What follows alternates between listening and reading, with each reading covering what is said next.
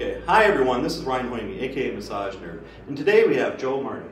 Hi. Hi. Right. So you own Chi Online. Well, it's Center for Holistic Instruction, LLC. My website is called chionline.com. Okay, and how did you come up with that? Back in the early 90s, I did a lot of instruction work, working with people on teaching holistic methods. Okay. And so at that time, I wanted something that would be an acronym for Chi, and I realized that most of my work was holistic in nature, so I came up with Center for Holistic Instruction, and the initials CHI. Okay, cool. And I know, isn't it Japan, they use KI and stuff? KI is the same character. Or something like that. Well, the QI, Q is a CH sound. Okay. So when you see QI, it's still pronounced Chi. Okay. And the same character for Chi in Japanese is called Ki. Okay, perfect. And how did you get involved into this? I started in martial arts in 1963. Okay. And I've been teaching since 1965. Wow. I have Kung Fu classes and Tai Chi classes.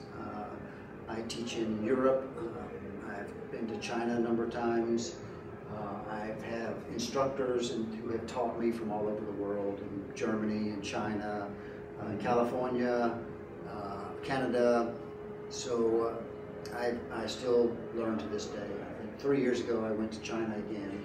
Wow. So I got involved in it through martial arts, really. So most of my massage techniques are very different than the typical Western massage techniques because I use Tai Chi structure in order to get grounded with the earth, so that when I touch a person, I touch them with my whole body. And so all the Tai Chi principles that are used in Tai Chi are the exact same principles that were originally used in all of the massage work in Asia. Okay. And so bringing that back is my goal. I want to bring that back into the massage world because right now too many therapists are getting fatigued too early. They should be able to do 7 or 8 massages a day and not be tired. Yep. And so what I'm trying to do is get the structure part back. And I think that's the most important part. When the structure is right, everything just falls into place. Yep. And then here, what kind of class did you teach then here? Today I taught a class that was called 4 Legs and No Hands. And you'll remember that. Exactly. Nice. And it's basically understanding that you're constantly manipulating the weight distribution of your entire body to your 4 appendages. And so people think that if they're in a stance that their weight is 50-50 on their legs or 70-30 on their legs and things of this nature. Mm-hmm. And so when they tell me that, I ask them, well, if you have 100% of the weight on your feet, then how much of it is touching the client? And they kind of scratch their head because that means that they're not touching anything. So by using your intent, you change how much pressure you have in each hand or each foot, and basically all you're doing is just relaxing and letting gravity do the work on the client. Yeah, so it's going to save your body in the long run. Save your body, absolutely. Yeah, because a lot of times people don't realize it until sometimes somebody has to point it out to them too. So absolutely. Yeah. Well, we see it everywhere. If you've been in any type of workshops with other massage therapists and you look around, you'll see that more than half the class are using their arms and they're standing too far away from the table, or the shoulders are all up, things of this nature. Yeah. So there are a lot of mistakes in the massage industry that shouldn't really be there, and my goal is to point those out in a way that it's intuitively obvious. Like I do structure analysis where I will push on a person to see how strong they can hold their posture. And if their posture falls apart with me pushing on them as little as I am, then it's falling apart when they're pushing on a client. Okay. You see? And so there are several things that must be in play. One is that in the universe, yin always creates yang. And most massage therapists are trying to use yang to create yang. So I'm speaking of the principles of yin and yang. And so when you try to use yang to create yang, whatever you're touching is going to resist you. And you don't want the resistance whenever you're trying to do massage. The other principle is that I turn off my fast twitch muscle fibers and turn on just slow twitch. So if I'm working with you and using only slow twitch fibers, your body will automatically relax and let me in. So basically the only two things that I really have to do, aside from making sure my structure is right, is make sure that I use a yin movement to create a yang force and turn off the fast twitch muscle fibers that aren't needed because we're not doing any fast work. Exactly. And so I would like to demonstrate that to you, definitely. so that we can check your structure. Yep. Yeah? Yep. Do we stand up then? Or? Yes. Okay. Okay. So just put a hand here, okay. and I put one This here, and you put one right here. Okay. So if I push, then I want you to resist. Okay. And I weigh 145 pounds. I weigh a little bit more than that. I shouldn't be able to move, Yep, right? yep. So here I go, I push, and you resist, and I can't move. Yep. But if I change that and use a yin motion to create a yang force and turn off my fast twitch fibers, yep. then you just move. And it doesn't matter how much you can strain all you want. That's right. So, the biggest person that I did this with was 370 pounds, and that was in Germany. Oh. And 5 times I had to do it because he couldn't believe it.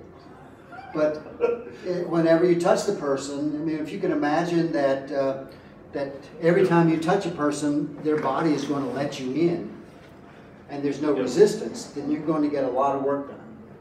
And this is kind of like pushing hands, then? It is very much like pushing hands. Okay, because back in the day, many years ago, I saw a movie, and they were talking about pushing hands, and this one person didn't even hardly touch them, and then it's the same. The same idea. Kind of thing. Yes. Yeah. See, all the techniques for pushing hands Yeah. is exactly the same techniques that were used in massage. Okay. Because if I can touch you and you let go, then that's what I want to do. I want to be able to use my body. In Tai Chi, we say that all of our energy comes from the earth through the legs, it's directed by the waist, and then expressed in the hands. So we think of ourselves as not having any hands. So if you looked at an analogy, it would be like an automobile. The earth is the gas, your legs is the motor, your waist is the steering wheel, but your hands and arms are just passengers. Okay. So they can't do anything unless everything else does it for them. So in Tai Chi, if I wanted to move my hands to the right, then I would shift my body and turn my body to the right. If I want to go to the left, I go to the left. But I would never just move my hands here. Okay. And with Tai Chi, I mean, I've tried that many times, and the thing is, it looks so easy, but it's actually hard. It's one of the most difficult things people will ever attempt to do. Yep. Because it's all about letting go. And you have to retrain your body to, first of all, turn off the fast twitch muscle fibers. Yep. And allow things to happen rather than trying to make them happen. And the first time I actually saw Tai Chi, this one instructor, he showed everybody one direction, and then automatically he did the totally opposite. So, I mean, it was just amazing. So, like 5-minute routine one way, and then 5 minutes totally backwards. Yes, everything. yes, It's mirror like, image. oh my God, I was just floored. That's right. Yeah, I have my students, when I teach Tai Chi, once they've learned a certain portion of the form, then yes, I'll have them stand in front of somebody, and then they have to do the same thing, mirror image. Yeah. Oh yeah, it blows your mind. Yeah, it does. It's just like No, it's really amazing to feel the difference and to feel it on the table. It's quite. People were asking me, you know, why is your work so different? Or massage therapists would say, I've never felt anything like that before. And I would tell them it's based on the Tai Chi. So eventually I decided, look, I'll just start teaching it. So I have a center down just north of Charlotte where I teach these techniques and others in this called the Center for Holistic Instruction. Okay. I have a thing called a class that I teach is 111 elbow techniques. Okay, cool. So it's how to use the elbow on the entire body for different depths and different purposes, but there are actually 111 unique methods of using the elbow. Okay, perfect. And then do you get into other different techniques or styles? Do you offer them too? Well, I'm a structural integration practitioner, Okay. but I don't teach that. I also do Qinei which is a Chinese abdominal massage. Okay, yeah, I prefer that. Yeah. Yep. But I I do. never actually pronounce it, but Yes, now you can. Yep. Yep. I do have an abdominal class where I do 8 hours teaching all the different ways of doing massage on the abdomen. That includes working with the small intestines and large intestine. Okay. In that class, we don't actually work on the kidneys and the lungs and spleen like I would in Qinei Tsang. Yeah. But it's really powerful for the massage therapists, especially people who are kind of afraid to work on the abdomen. People ask me, massage therapists say, how do you get people to let you work on their belly? And I say, I don't ask them. I just assume. Actually, in a way I do. In my intake form, when they fill out their consent form, I put on there that I will work on your abs, I will work on your glutes. You know, I put a lot of things that I may use heat, I may use ice, and so on and so forth. So they sign that up front, knowing that that's a good possibility. But I do up front let them know that I'm going to work on those areas. And I've had maybe 2 people in all my years that just comes right out and say, don't work on my belly. Yep. But and you guys, what was it, Dantian, upper, lower, middle, or something like that? yes, Yeah, upper, yeah. middle, and lower Dantian. Yeah, so you guys focus on You've got a little bit of training Yeah, there. yeah. I have some, and I also teach Thai massage and stuff. So, Oh, cool, yeah. cool. That's my favorite style, but that's a workout for the average person if you're not used to it. So, Yes. So, yeah. It is. Yeah. I'm also an instructor for Mantak Chia's organization, the Universal Tao out of Thailand. Oh, awesome. So I teach the Qigong work.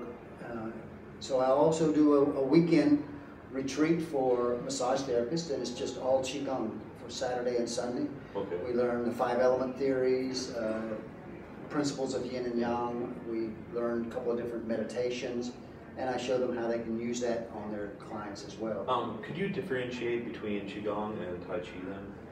No. Oh, it's kind of the... If you're doing Tai Chi correctly, it is Qigong. Okay. Qi means energy, Gong means highly efficient work. Okay. So basically, Qigong means energy work. Okay. And if you're doing Tai Chi correctly, it's all about energy work. Okay. It's not just movement. And Tai Chi is called really Tai Chi Chuan, and it's a very powerful martial art. Okay. So it was really considered a very strong whip-ass kung fu. Okay. And since 1955, it's been moved more and more into just the health area from China. Okay. So again, the Qigong, is it considered the major energy work modality and stuff over in China then, or? There's probably 2,000 different types of Qigong. Okay. You know, there's movement Qigong, there's Qigong where you never move, there's walking Qigong, dancing Qigong. It's quite remarkable. You go to China and you go to the parks, you'll see more people doing ballroom dancing first thing in the morning as a Qigong practice Okay. than Tai Chi. It's really quite remarkable. And do you need to know the language some at all when you go over there then, or can you? Mostly, yes. It depends on where you go. You can get translators. But I went one time and just went to the park and started working out with a couple of instructors there. And they didn't speak any English. My Chinese is very slim. Yeah. But if you already understand some of the Tai Chi, just the movement itself, they use their hands, they'll put you in positions, or they'll say no and yes. It's very easy to get something across. Okay, perfect. And what's the best way for people to get a hold of you then? Well, my website, Okay. qionline.com. Okay. Yeah, it's very easy, and most of my classes are taught in the Charlotte, North Carolina area, although I teach in Europe twice a year. Oh, you do? Okay. Yeah. And when people sponsor me in certain areas, then I can go there and teach. Okay, so they just have to contact you through that? And, Yes. Okay, perfect. It's been a definite pleasure talking to you. It's been wonderful. Yep. And You And I'll know, stay over here so you don't push me over again. well, in my booth, I've got this sign that says "Don't be a pushover." So Yep. I'm giving away prizes for anybody that I can't move. So far, there's been one woman who was so solid that I could not move her. Oh. But I've moved guys bigger than you, Uh-huh. and they are always kind of a little upset that a little me is moving. Yeah. So she did win a prize. Okay, perfect. You didn't win a prize today. No, no. No, my prize is the presence of you. Oh, thank you. Does that work? Very good. Thanks, everyone.